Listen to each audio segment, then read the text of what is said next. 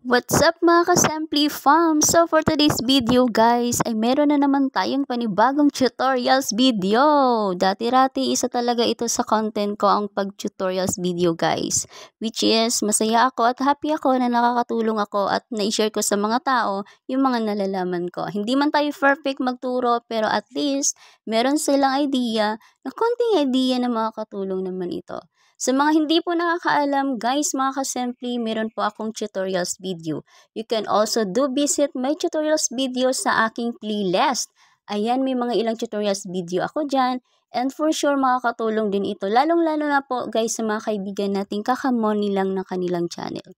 So, let's proceed. Paano nga ba tayo maglagay ng emoji na kailangan magkasya na siya pag ilagay na natin sa ating YouTube channel memberships na emoji. So, ayan guys, pakiclick ang ating PicsArt. Pag napunta na kayo sa inyong PicsArt, yung makasulat sa ating PicsArt, and I suggest guys, maganda dito sa PicsArt. Kasi dito sa PicsArt, ito yung usually na ginagamit ko ng pag-resize ng mga emoji na nilalagay ko sa aking memberships emoji.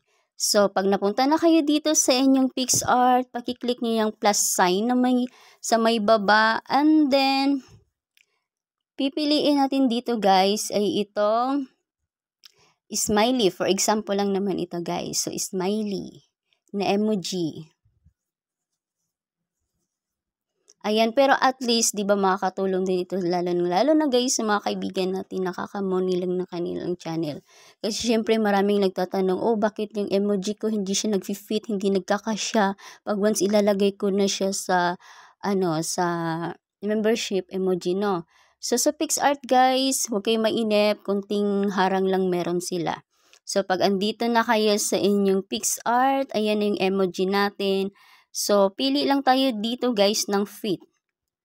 Ayan. So, sa baba may nakasulat na square, 3 proportion of 4, mga ganon, 16 by 9, square. So, yung pipiliin natin guys is square. So, depende sa anong laki ng inyong, gaano kalaki ang inyong emoji ha. Hanggang sa, kailangan subukan nyo lahat ng mga nakasulat sa baba. Yung square, 3, 4, 16 by 9, ang ganyan. And then, yung pipiliin ko dito, syempre, yung square. Ayan, pag andito na kayo sa square, paki-check nyo yung nasa taas. So, tapos na tayo sa fit. Kumbaga, yung size na kailangan, talaga. So, dito na tayo sa tools. Sa tools, guys, may maraming choices yan. So, pakihanap nyo na lang, or paki-click nyo na lang yung resize. Kasi nga, i-resize na natin para magkasya siya sa ating membership emoji na ilalagay natin. So, sa resize, pipiliin natin ay, so may nakasulat dito width at saka height. So, bura natin yan sila syempre. So, yung 50 by 50 proportion by 50 yung dapat. So, kailangan yung width at saka height, kailangan 50 by 50 yan guys ha. Kailangan same sila ng size kumbaga. So, pag nalagay na yan lahat, ayan, pag same na sila, 50 by 50, paki-click nyo lang rin yung resize. Ayan, so ganyan yung mangyayari guys.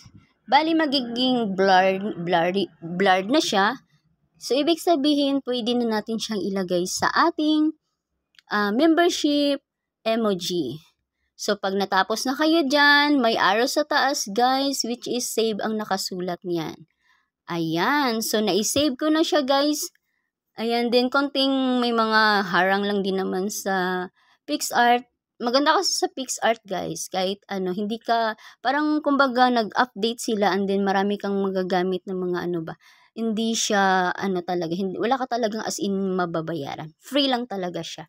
So, ayan na guys, pag naano mo na yan, so, ilalagay mo na siya, ready mo na siyang ilagay, automatic sa iyong, gusto mo na siyang ilagay sa iyong, kumbaga, customize emoji for membership. Ayan. So, pag na-save na yan, yan lang guys. So, sa mga hindi po sa mga hindi po nakakaintindi masyado or nakikita masyado yung cellphone ko kasi maliit guys. So, I hope na napakinggan nyo lang or nasundan nyo pakinggan yung mga sinasabi ko. Ayan. So, thank you so much mga ka-Simply Farms for the love and support. Ayan, until now, stay strong. Charot, sana all, stay strong. Ayan, hanggat andyan kayo guys, hindi ako magsasawang tulungan ko kayo na pag tutorials video sa mga nalalaman ko. Ayan, bye for now and thank you for watching once again. Ingat tayong lahat and God bless us all. Love, love all.